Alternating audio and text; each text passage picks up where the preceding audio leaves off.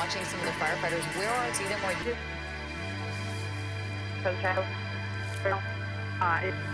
I think they are all scattered. I haven't walked up yet to see. I'm hoping they've got some big trucks up there. Middle of the canyon yet. I'll walk out there later and give you a call and tell you what's going on. They should be, you know. You're sure? Obviously, that's been another issue is the cell service. Certainly the lines are clogged, power's out. Crucial. Paradise. Behind. Well, Alex, I think I have covered every Malibu fire since 1979. So I know it. I'm not afraid of it necessarily. You have a lot of property. I've seen where people that know what they're doing stay with their homes and they can save their homes. I think if I went away, I'd be having a heart attack not knowing what was going on. That's kind of it. And, you know, everybody's different. I know a lot of people, they heard about the fire and they left immediately, and the fire was far, far away. A lot of hardcore people that are kind of used to it. And they also know that you can help your home. You can save your home. One year, what was it, 07? I was here. Neighbors were gone. It was quiet, and all of a sudden, that is when the fire took out what they called the Malibu Castle and the Malibu Church that year. Yes. Everything was gone. It was like noon to 1 o'clock. I looked down, and one of my neighbor's fences was on fire. No battalion, nowhere. I ran down there and put it out with fire hose. Yeah. That's what I mean. If somebody's not here. I was there for that too. I remember that day well. There's a legendary story about you doing a live shot in your backyard as it burned, or at your home as fire was nearby. Talk to us about that. Tell us that. Yeah, that was in Corral Canyon, and at the time, my parents actually lived next door. They moved in after me, but it was the top of Corral Canyon, and we were really pushed to get a live shot going. So I knew up there you had great, you know, the scenery up there. You can see all the flames. So we were standing, I was across the street from my house, and the flames were all around us. And there was my house right there. But again, you're calm because if you don't know what's going on, that's when you kind of freak out. Unless there's the reporters out there a few days ago, they had embers flying in their faces. I had that happen up at Sarah Retreat to me, and you can do. Yeah, but I didn't refer to it as at my house at that time on the air. We didn't tell people. This reporting, this is the before picture, and then take a look, a live look at the oh my God. Picture. And this is the tweeting about how Christie's Roadhouse Malibu had burned. 1 second, Linda, we'll get back to you. So let's get you to the very acre. The latest count shows that 177 structures have been destroyed. Santa Ana winds, they're picking up. The National Weather Service says they could get as high as 50, maybe 60 miles an hour in some places. We've seen real devastation. Hills, Thousand Oaks, Newberry Park, Oak Park, all areas that have seen homes destroyed by this fire. But the most important thing today is the forecast, Samada, and it's not a great forecast. You know, I wish I had better news in terms of the forecast, because I want to say this is now the second round of Santa Ana wind conditions. High wind warning in effect all to even to Fillmore, 24 miles an hour, all the way down to Malibu. Right now, calm, but those coming winds all the way into Monday. Similar conditions. There is no real lax in winds until after Tuesday. By Wednesday is the reason why, with high pressure systems, it's an amplified ridge. It brings those winds pushing offshore, away from land. But in addition to the area of high pressure, low winds to be warning. Wise in the 60s and 70s, a little bit warmer than normal, and it's not until Wednesday and Thursday. Chilly up in the mountain areas, high desert in the 60s, also involved with that high wind warning before things start to settle. But again, not until. And about this, it stays pretty much the same. Closed at Valley Circle as well, in between Valley Circle and Radio. All right, Samada, thank you. Let's head back.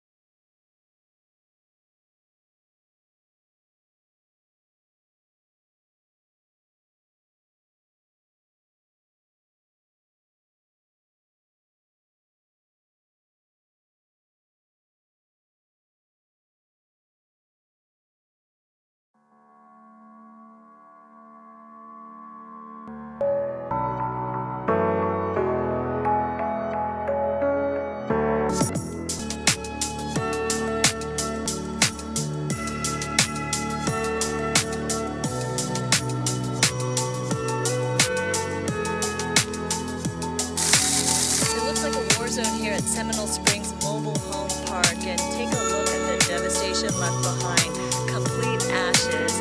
And these are example, the colorful pumpkins left behind, ready for Thanksgiving. One says give thanks, the other says grateful. This is Mulholland Drive heading to Canaan. You can see the downed power at the devastation. The store has been saved, and we just found out about it, about that. What has it been like, this ordeal for you? It's been tough. Meters and backup water supplies. Despite the charred hillside and the burn scars, this is... Wow, so much.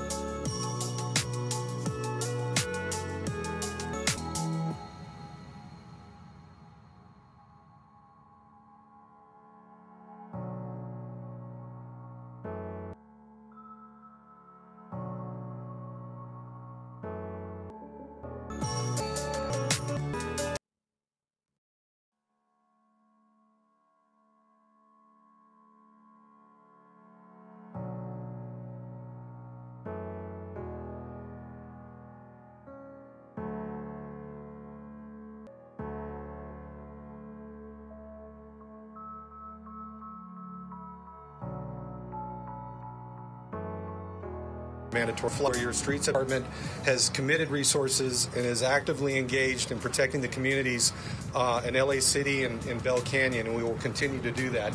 Thank you. Next up, to talk a little bit about our road closure.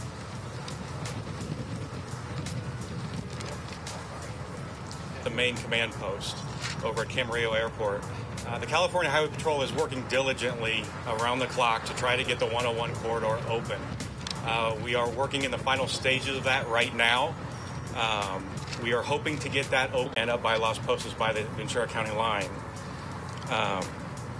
Also, it take place as far as the winds, it downed power lines, rock debris. A lot of these places and a lot of the residents reside in canyon areas to notify, and we'll get crews out there as soon as we feasibly can to clear the roadway. If there are any downed power lines, especially during the mandatory evacuation zone, so please be cognizant of that. All law enforcement, all fire, all medical, safety has been paramount during this operation. The collaborative effort, the collaborative trust, the unity with all the allied agencies are elected to support us to accomplish this mission. And they are still out there working diligently for the safety and the interest, trying to get them back to their homes. We are the face of the message. I'd like to bring up CAL FIRE Chief Scott Jalbert. California's experienced the most destructive fires that we've seen in its history. Thousands of homes and dozens that are going to start blowing here and working their way south towards San Diego. And this local firefighters on the front lines with thousands on the ready, prepared for the next event. We've received 100% support from the governor's office and the elected officials. And I'd like to take a moment. Last night, the best they could from that perspective. We're truly concerned today. As we stand here right now, you can see that the winds have already began, and we're expecting them to peak at over 40 miles. Concerns are this, is that articulated Pilata to where parts of the fire have not burned. We're concerned about hot spots coming out, evacuate. That's been mentioned numerous times to evacuate. I can't emphasize that enough. There's numerous examples of leave my home, but I'm just emphasizing the point as it relates to your safety. Your home can be rebuilt, but we can't save your lives. You can't bring your life back. Allow our firefighters to do all that they can. Our other main concern earlier about the Panga Canyon on the south side of the incident, and the fires could burn through Malibu Canyon. It's not burned. But I'm also very thankful for the firefighters from my department and the other firefighters from other agencies and all the first responders that have done all they could to save tens of thousands of people's lives and thousands. In addition, Cross is doing an amazing job. Much better for you to be out of shelter than to potentially lose your life. California Assembly Member Jesse Gabriel. Good morning, everybody. Thank you for being here. Wanted to begin just by thanking the firefighters and law enforcement and the that have been affected, and it is difficult to overstate their commitment and professionalism and bravery. I saw multiple homes and businesses in Calabasas and Hidden Hills that were saved by their quick and excellent work. So on behalf of all the folks in the West Valley and the state of California, we are very, very grateful for everything they're doing. Wanted again to underscore how important it is to heed evacuation orders and to listen to the firefighters that are reignite very quickly with the wind. Trees that are burned on the inside that are at risk. They are anxious at Taft Charter High School in Woodland Hills. Be an opportunity for members of the public to ask questions. Please listen to the evacuation orders and the firefighters and thank them for their Thousand Oaks area in my district, from Bell Canyon all the way out to Malibu. Evac fighter and the FV scene. They're assisting with the victims and their families, and I want to thank the federal government for that. We also want to make sure that we do get a Decker, because we know that fire, we survived, we became stronger, we are resilient, and we will continue to. Next up from the 3rd District, Supervisor Kelly Long.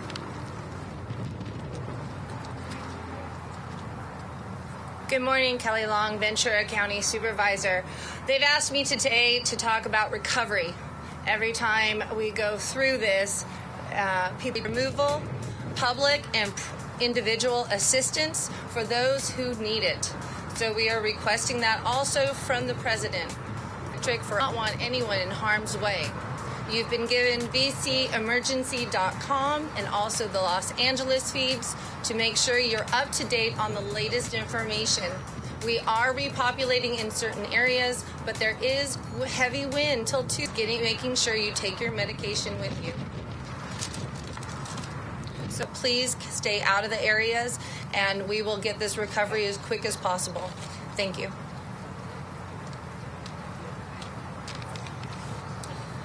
Next up, I'd like to have from the City of Malibu City Council, Skylar Peak.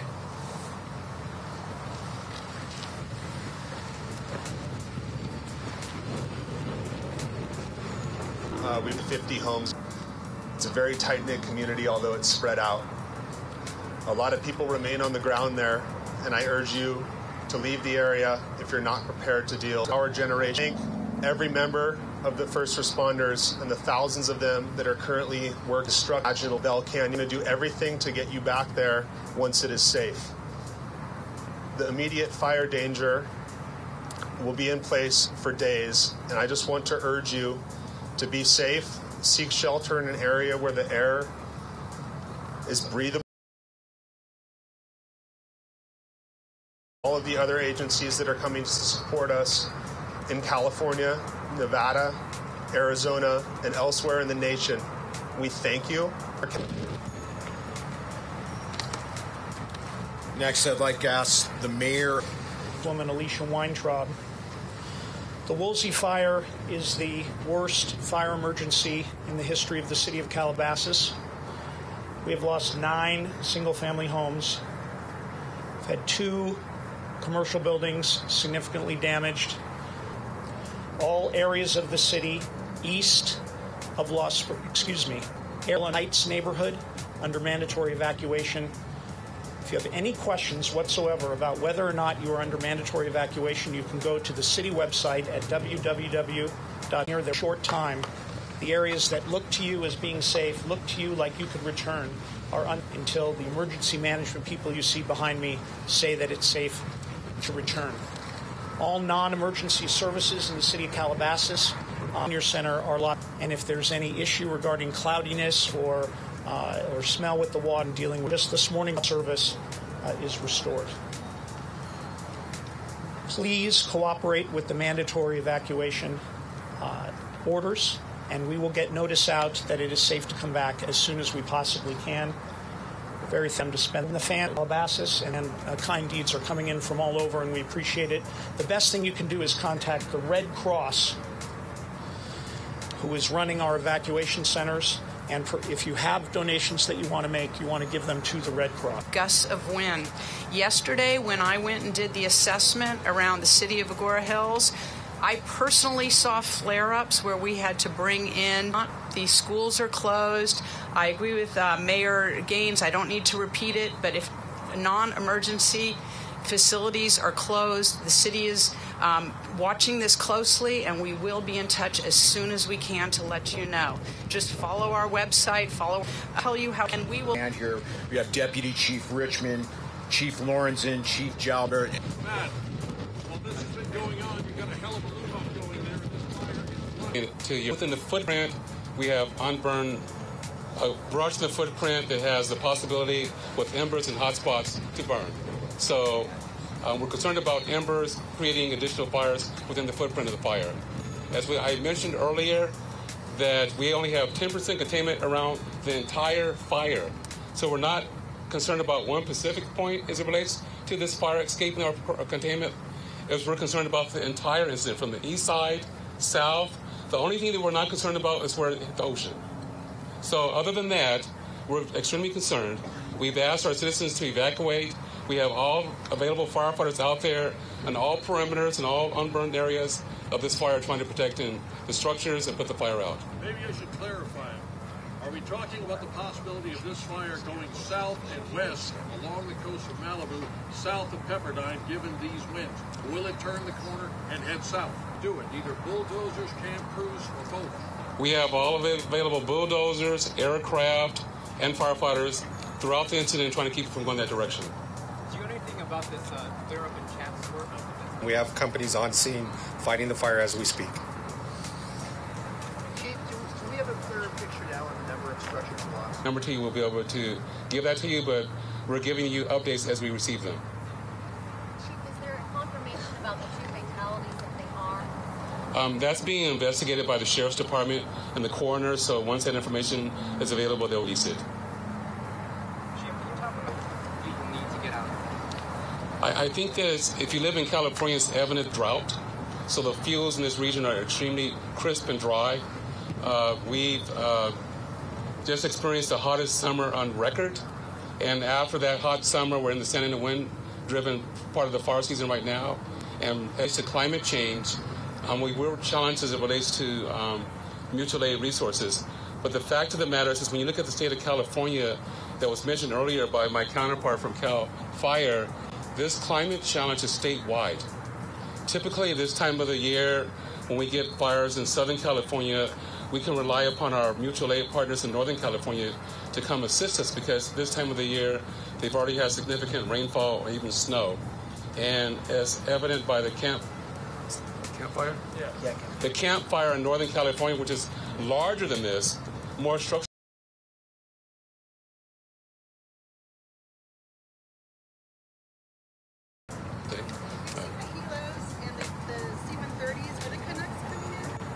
With Quebec. Oh, the Quebec. Yes. So we just refer to those as large air tankers. So there's numerous large.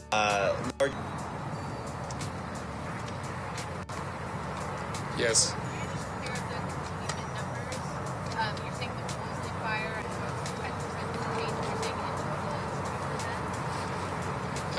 In our briefing earlier, we said that in the Woolsey fire that we have 10% containment. And as far as conditions today,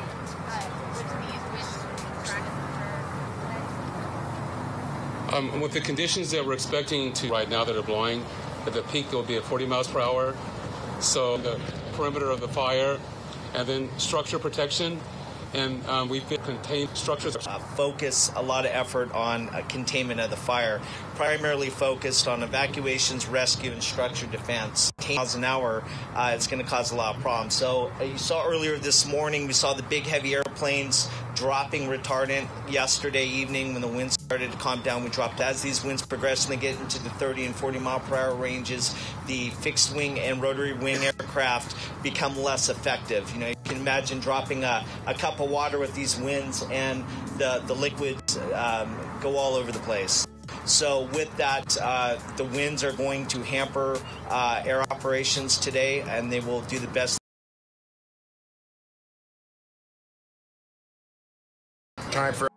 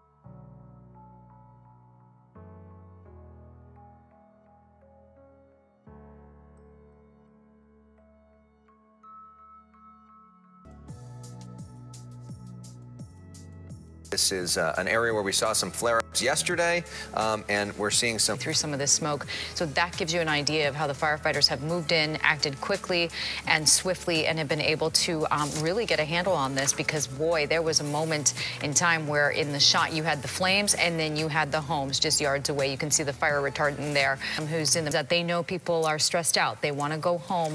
A lot of these fire officials also saying they themselves have been dealing with this situation. They, too, have been displaced by these wildfires, but it's just not safe for people to travel in and out. So let's to 50 years, her home burned down yesterday, and she said, quite honestly, she never expected the fire to act the way that it did. We just noticed, at being here all these years, and my father-in-law, like I said, being a firefighter, my husband very involved, this was probably the first fire that we have experienced that was this widespread, as everybody knows. And we know that when it starts over there, it comes here. That's the scenario, as you know, kind of thing. But they could. We're the day before, so we're just kind of out in the areas, patrolling, seeing what's still hot. Many proper personnel that if I gave you the best, a chance to take it. These guys are right now on a 24-hour shift at a time, which is exhausting. 100 fire trucks just here in this area near the Pacific Coast Highway. He says the areas and the times particularly that have him concerned are between 11 a.m. this morning and 6 p.m. tonight. He says that's the time frame, those 7 hours, that they'll be keeping an eye on these flames the most. And again, it's not these little hot spots that are in the middle of these burnt out areas that concern him. We've seen quite a few of those as we drive up and down this Pacific Coast Highway. It's the areas that are next to these homes, next to this residential area that they're looking out for. And there's quite a bit of it. Just quick. Entire residential areas, I dare say, look like they've been relatively untouched. One resident gets a little bit of the tonight. Reporting live in Malibu, Jeff McAdam, Fox 11 News. And Jeff McAdam using his experience as a hockey player and a sports reporter to good use with that nice hockey analogy. Thank you, Jeff. All right, so let's go to the West Hills area. Matt Johnson has now moved there to give us a better perspective. And somebody, and it's your house, so you want to stay here to the last second until they actually tell you get out. Firefighters are in your backyard right now. These guys have been amazing. I wait here. Once I got that knock on the door, I was like, trying to grab a few more things. I can't even explain how insane it is when you're here. And let's show the viewers what we're looking at, because this is your backyard right here, and there's some chainsaws. You know, what has it been like the past half hour, past hour? We saw. I have the gate open. These guys are free to do whatever they need, and then I'm gone. Okay, and is that the mood here? From what I talked to the officers at the roadblock, there's not too many families that decided to stay back. I guess a lot of them used their heads and got out of here. Well, and when did it exactly flare up again? When did we? I guess it was really bad, like maybe 30, 40. But once it was here, it was like, you realize it's for real. All right. Thank you for letting us in your backyard. Thank you for the vehicle. And also, it's these firefighters over here. They're just trying to take away any brush that they can, any potential. Yeah. And, you know, because it is difficult to breathe and, quite frankly, talk in all of it. The good news right now is we are not seeing the massive flare-ups that we saw a couple days ago. So because of that, we're seeing fire in 6, 7 right now. They're really being able to focus on this, which is good. Yeah, and not to mention, you know, if you're watching us here on KCOP, it is 10:31, and maybe you've moved to the area, you're not familiar with this. This is daunting and rather scary. If you're not familiar, what you're looking at are not just fire crews, these are the hotshot crews. You know, kind of explained that, you know, he was a little terrified with everything that he about. These embers can be carried by the Santa Anas, and then there you go. That's yes, and those embers fires, and it's really hard, of course, to predict the direction of where these hot spots will pop up, because the winds are so erratic. Now, the upper level winds, yes, they are being carried flow in winds, but of course, embedded with these Hidden Valley area that we're looking at now. This is an area that's home to a lot of celebrities. There's a lot of... City of Agora Hills tweeting out there's been some confusion. Winds expected today, and with only 10% containment. They also mentioned that they know it's a very stressful point given the... again, roughly, but is closed, though, on the westbound side, the off-ramps, Valley Circle, Parkway Calabasas, San Fernando, and then you hop 101 going eastbound, hit up the 23 north, go east on the 118. I think what we showed a short time ago looks like Paradise Cove, which a lot of people know is a restaurant there, home of a mobile home park, home of so many fires. But throughout Southern California, talking about the San Gabriel Mountains under a red flag warning, which means that strong gusty winds, that range of 20 to 35 miles an hour, gusting at times to 40 to 60 miles an hour. These are trees.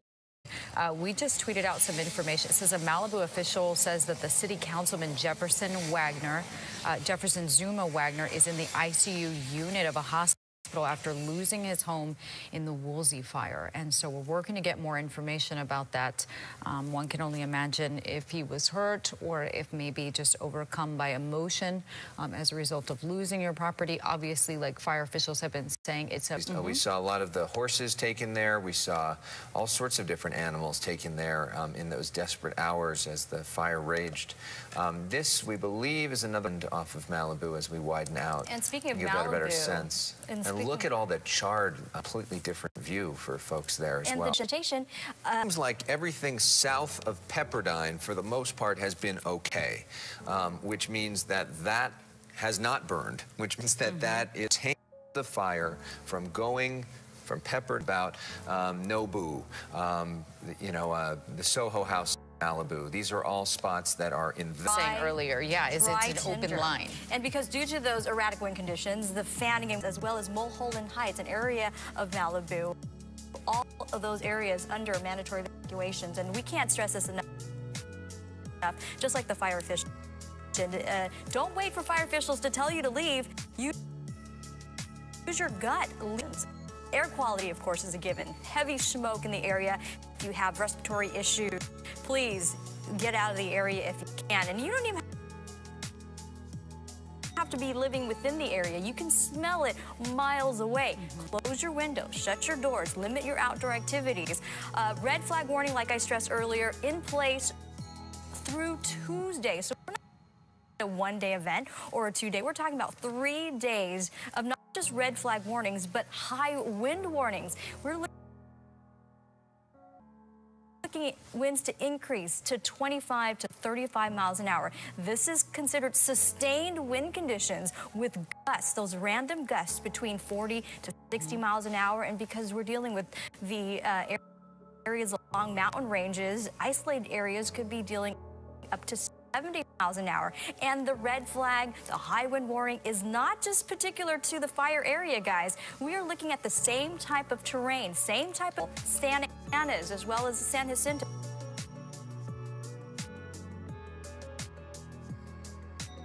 All our local mountain transverse ranges, all under the possibility of a possible fire. If a fire were to ignite, it will grow rapidly, erratically. And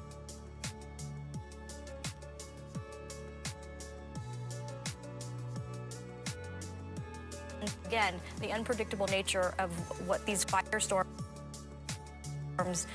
give us. And that's, again, hence evacuation.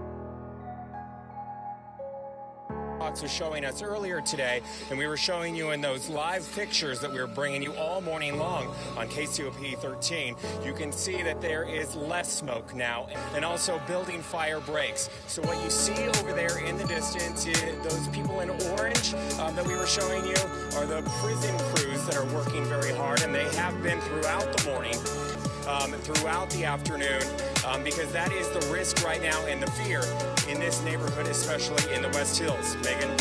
Alex and Rita. All right, Matt. And the other thing is, tell me about these hotshot crews. If people are watching and they don't necessarily know exactly what it is they're doing, these are separate from they're with the fire department, but it's kind of a separate department, right? They're trained. They go to the hottest part of the fire. Is that right? Yeah, that's my understanding as well. And they really just are trained in this specialty type of firefighting that is really much more dangerous, like you were alluding to, because they go to the front lines of sometimes some of the hottest and some of the most dangerous flames. And then also, it's what you can't see. So you see the hillside smoldering over here. A lot of that is because, say, that there was a tree there and the tree burnt down. Well, the root system underneath can also still be smoldering, and you might have a firefighter walk in the wrong place and fall through where roots used to be and get burned that way. So there's a lot of training and a lot of skill that goes into this type of firefighting. Can I ask you, Matt, what happened to the gentleman that you spoke with earlier who had not evacuated? Where is he now? Did he decide to pack up and leave? He has.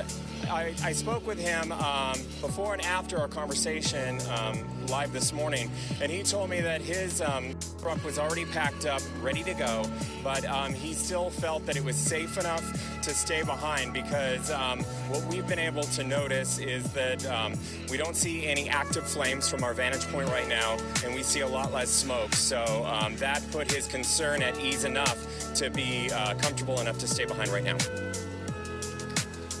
See all that fast check. Talk about the sort of the aerial fight, what that's been looking like from the ground. From the ground, I can say that, you know, it was, we were in the dead middle of it. So it just, all we could see when we first arrived was big plumes of smoke, very low visibility, and since then I am happy to report that I can see a blue sky. I see mild smoke. It is white smoke, and we all know the difference between white and black. When you see black smoke, that is heavy brush and things that are actively burning. So this is very good news and a good sign, and I just really hope that the winds stay down like they have been for at least the past 20 minutes or so. And it's also a clear indication of how fast the trained firefighters and boots on the ground can move and get ahead of the fire and really use any little break in that wind to get in front of it. And just checking out the firefighters in that shot there, you know, you forget what that they have. Not only is it their body weight, but you include how much weight they have on helmet, boots, coats, pants, gloves. We're talking about an extra 66 pounds on top of their body weight that they've got to march uphill to try to help fight these hot spots.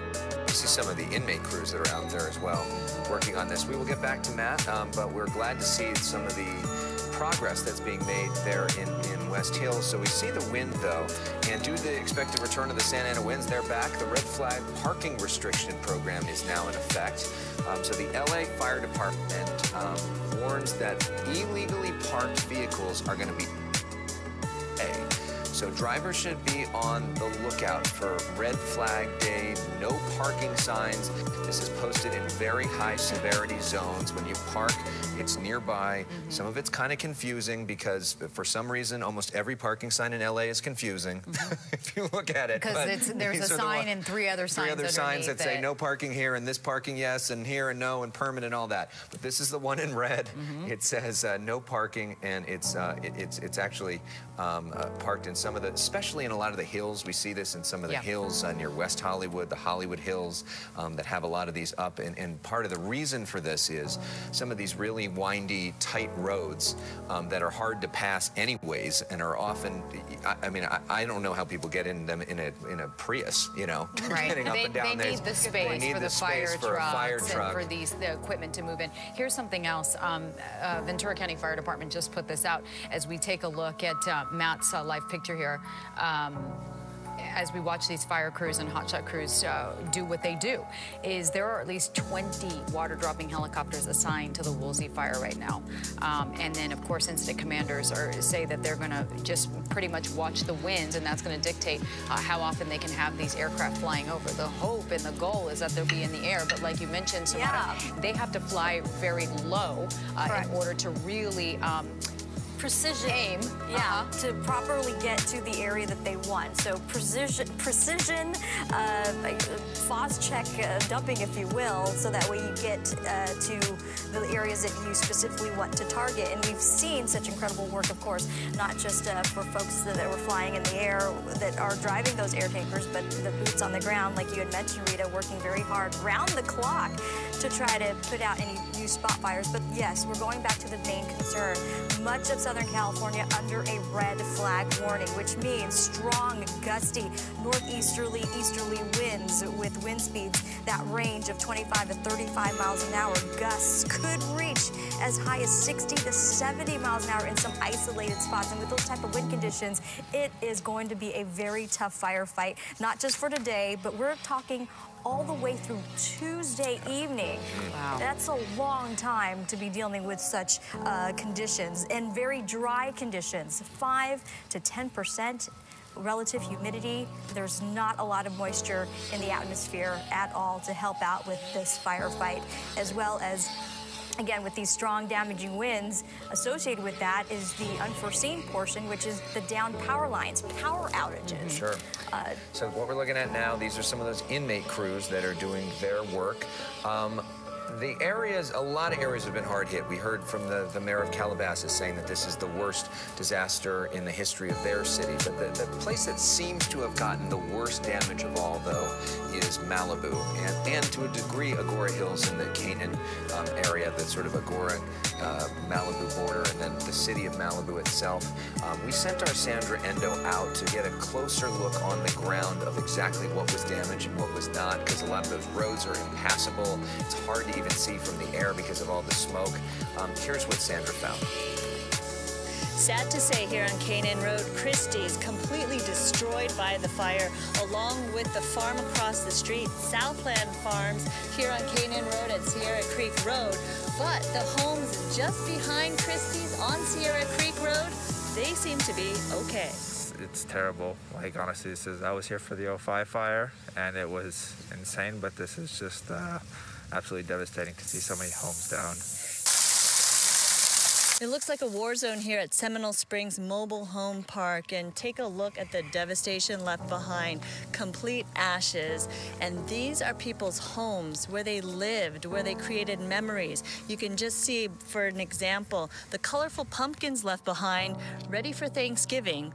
One says give thanks, the other says grateful. This is Mulholland Drive heading to Canaan. You can see the downed power lines. This area right now completely unpassable to vehicles. Take a look at the devastation. The store has been saved, and we just found out about it, about 2 hours ago and stuff. So we have, just clean up and that sort of thing, but the Lord's with us, and we're really blessed that the rock store is still here. Another popular Malibu attraction hit hard by this fire. What has it been like, this ordeal for you? It's been tough. We've been, there's been water shortages, so water has been turned off in the area. We don't have any utilities, so we've been running off of generators and backup water supplies. Despite the charred hillside and the burn scars, this community is strong. They're vowing to rebuild. In Malibu, Sandra Endo, Fox 11 News. It is just devastating to see all of the destruction that was left behind by this fire. Also, we want to mention, too, that firefighting helicopters have been using lakes and ponds to grab water to drop on those fire lines. Sometimes, though, they even use backyard pools. Take a look at this. Watch here. This video was posted on social media. Watch this. LA County firefighter Michael Dubron works in the fire department's critical air operations section. Is this a drill? He posted this on his helicopter. This is from his helicopter. He's able to go in the helicopter with the fire resources. So he posted this video on social media, was thanking the owner of this mansion whose swimming pool is providing water for his helicopter. And then you can see him right here as that helicopter heads towards the pool, fills up the chopper, the belly of the chopper, and then, of course, he's on his way to the fire. Thank goodness for big pools. Right, for big pools, and not something that you see too often, right? Yeah, I mean, that's an amazing house. And by the way, Michael Dubron has been posting a lot of these videos on Twitter, really amazing stuff on that sort of historic firefight from the air, from a perspective that you don't usually get to see. You know, can we talk about something else we heard in that press conference is that, I believe it was the Sheriff's Department said 200 personnel are out in the field looking for looters as well. That's the other concern that's on the minds of many of these residents. Not only are they concerned about what's left of their property, they're also concerned about defending what is left, if anything, and salvageable. They are making those arrests. They are making those arrests. They already have made at least, what, 2 is what we saw. Right, and there was a pursuit involved in that yesterday as well. I think part of the thing is that in some of these areas, in some of these private homes which have gates, they leave the gates open because they need to do that for firefighters, but in some ways it makes some of their homes and the power's out, so it's, yeah. even if you had an alarm system, it wouldn't work anyway. But the Sheriff's Department in Ventura County office is reminding folks that there's a zero-tolerance policy. They do have officers strictly out here fighting the fire, but also looking for the potential dangers of people trying to take advantage of folks who have already been victimized enough. And speaking of leaving your home unlocked, I mean, that is actually part of the checklist before you evacuate. You want to make sure you shut all windows and doors and leaving them unlocked so that way fire officials can get in and help you out. But another reminder, remove flammable window shades, curtains, close metal shutters, remove lightweight curtains, shut off the gas at the meter, turn off your pilot lights, all on your checklist before you evacuate. And of course, grabbing your most personal items and prescriptions. And hopefully you have one of those masks with you as well, because the air quality can be so bad. And let's talk about the air quality for a moment. We heard that the city of Santa Monica was shutting down today, the farmers market, shutting down basically all of their public services, parks, things like that. Well, it's also Veterans Day, so there's a lot of ceremonies outside, but too. They viewed that the air quality was so bad that they didn't want to go forward with that kind of stuff today. And I mean, I'm sure you're feeling it in your throat. It was amazing how far that plume of smoke was traveling yesterday as the winds moved directions. Now they've moved directions again. So back and forth. Yeah, so Leah Uko looked into sort of this question of air quality, what you're supposed to do, how you're supposed to react to it, and here's a look at what she found. The sun barely visible this afternoon. Blanketed skies over parts of Ventura and Los Angeles counties. The massive Woolsey and Hill fires are scorching. This all forcing people to spend their Saturday indoors. We've spent most of the day inside, honestly, in the car, driving from place to place. Light winds brought smoke from these fires into the middle of the South Coast Basin, bringing the quality of air to unhealthy levels or higher in San Fernando Valley and coastal areas. South Coast Air Quality Management District says stay inside. Fire could be in Malibu and you're in Compton or Riverside. If the smoke is able to carry long distances, it could, cause inflammation in the lungs. They could have problems breathing. It added that overall, people should close their doors and windows, use air conditioning units, have medications available if you have known respiratory problems or asthma. Some neighbors here in West Hills get the message. It's at least dissipated somewhat, but yeah, just in case, because it's not just wood and it's not just nature, it's chemicals and houses and paint and who knows. They're allowed to walk back up to their homes. Yeah, the only way to get a ride is from a sheriff. But their cars have to stay parked at the end of the road. A tough week on their body. Are you concerned about the air quality? Yes. That's why we're sitting here with the windows up. Until you nice folks came along and asked us to roll them down. And let it in your cozy car. Exactly.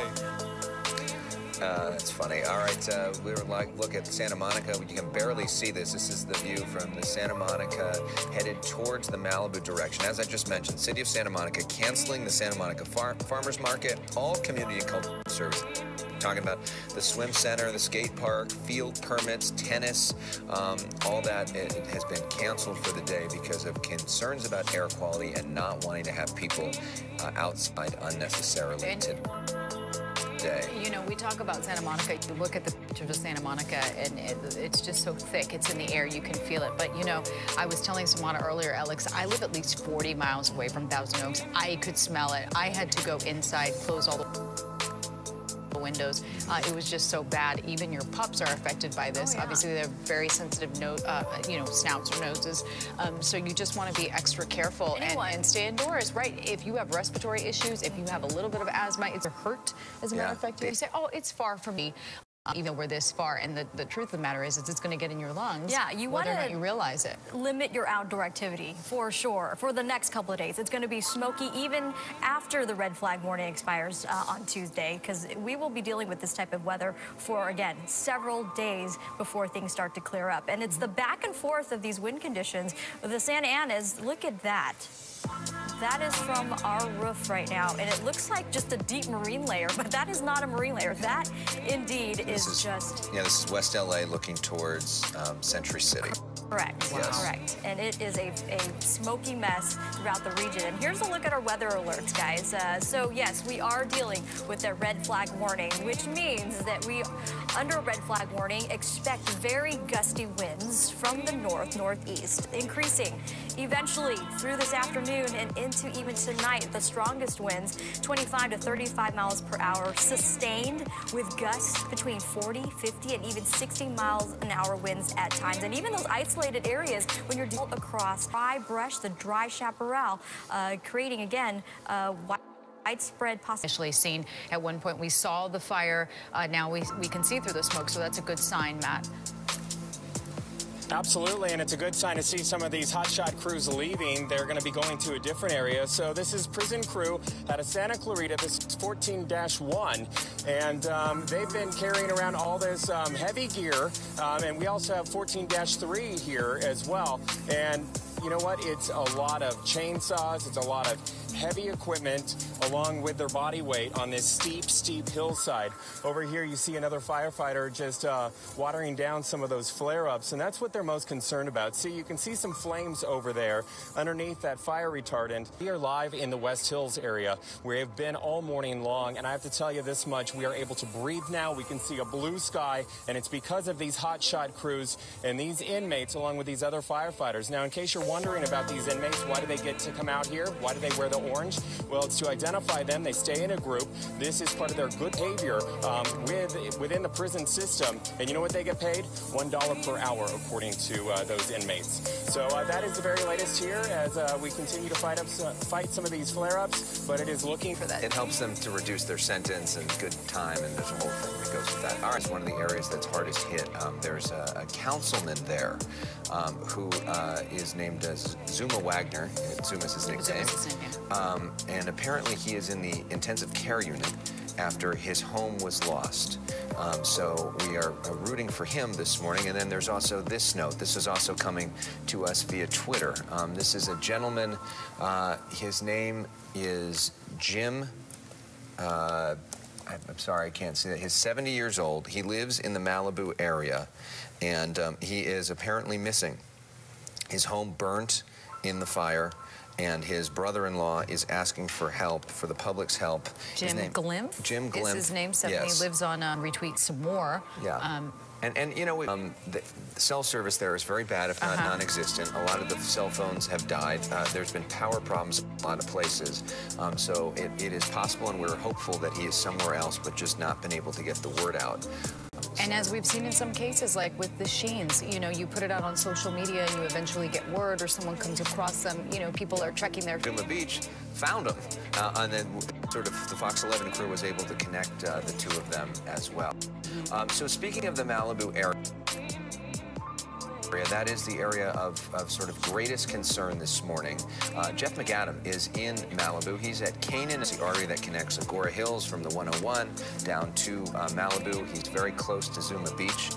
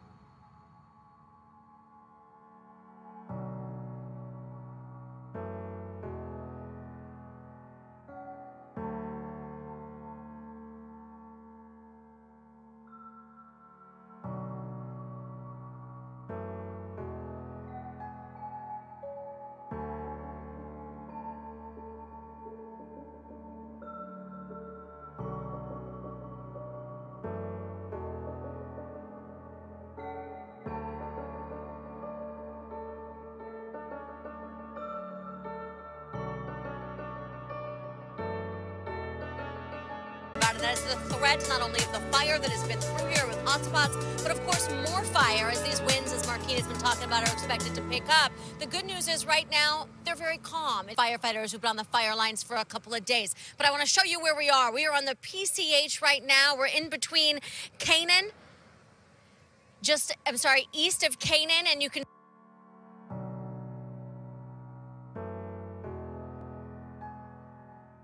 see how the valley was coming through here, and you can see just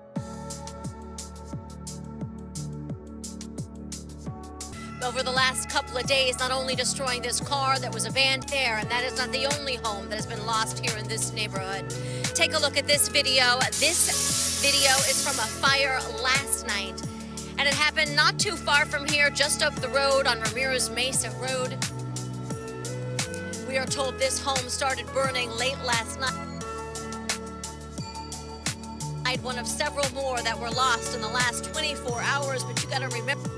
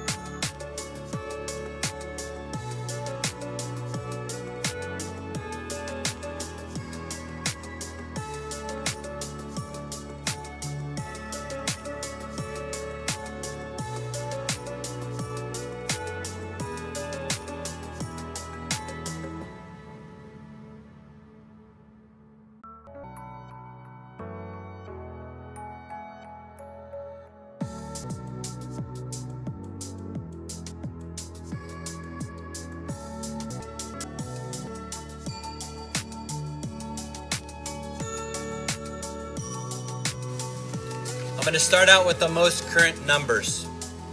Our current acreage is 90,000 acres at 5% contained. We're reporting 3 firefighter injuries.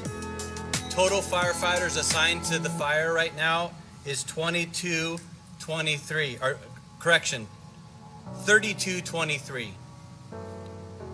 We estimate that there's 1,385 people in shelter, and estimate that 52,000 people have been evacuated from the fire. Our current residential structures destroyed are 6,453. 6,453. Our current commercial structures that are destroyed are 260. Puts us at a total of 6,713.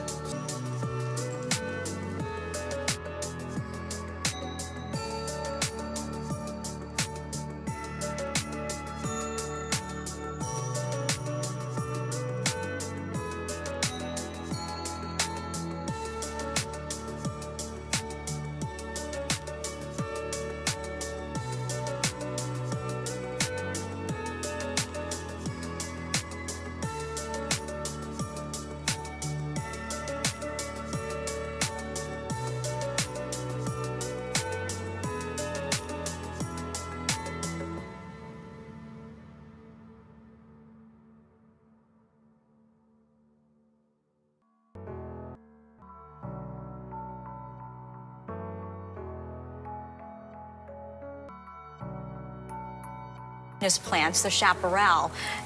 We've, of course, experienced this living in Southern California time and time again, where these dry conditions, we were in a drought for 6 years, between 2011 and 2012, up until 2016, where it was nothing but dry conditions and the old growth, with no new fires really sparking those areas to clear them out. And then you get these heavy rain conditions in one single rain season. The 2016 going to 2017 took us out of that drought. Most of California got so much rain. You're talking about new growth, luscious areas where plants were then thriving and growing.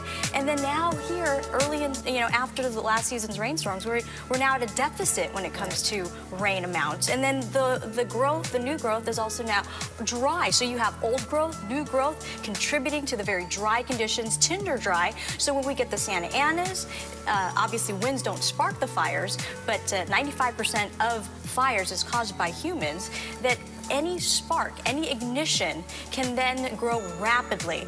And with those fires, creating embers that spread out, and then you have spot fires. So it's this continuous cycle of dry conditions sparking these massive fires. Living in parts like mentioned. Right, and even just this season alone, our water year, which starts October 1st, we're already at a deficit of right around maybe 3/100 of an inch of rain. I'm sorry, 1/3 of an inch of rain.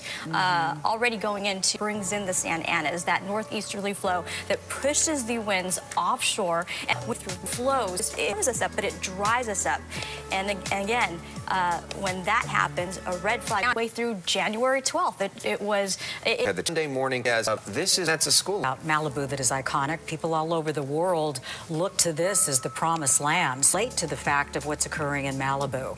And it is so beautiful in Malibu, but we're seeing people specifically in Thousand Oaks that are being allowed back to their properties. Here in Malibu, that's not being encouraged because of the simple fact that the Santa Anas throughout the entire morning, and as you've said, it's going to be aggressive winds. Yeah, high wind warning in effect all the way through Tuesday, guys. We're talking not just a day, we're talking a prolonged event of strong drying, relative humidity down to single digits, 5 to 10%. There is literally, a very lack of moisture in our atmosphere, keeping our vegetation tinder dry. The other question, Laura, since you've covered a number of these fires, is so what happens now? Obviously, places have been leveled, people have lost their homes and lost just about everything. Do they rebuild? Or do they say maybe it's time to move?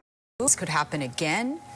I'm always amazed when you conduct those interviews after a tragedy like this.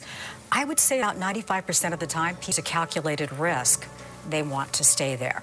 Now, obviously, when you're speaking about a place like Malibu, it's a very high-income area. People can afford to rebuild. They probably have, you know, great insurance plans. When you get to other parts of Southern California, that's not always the case. It can absolutely devastate a family where it's difficult for them to ever put it back together again. But I think that people are drawn to what's familiar.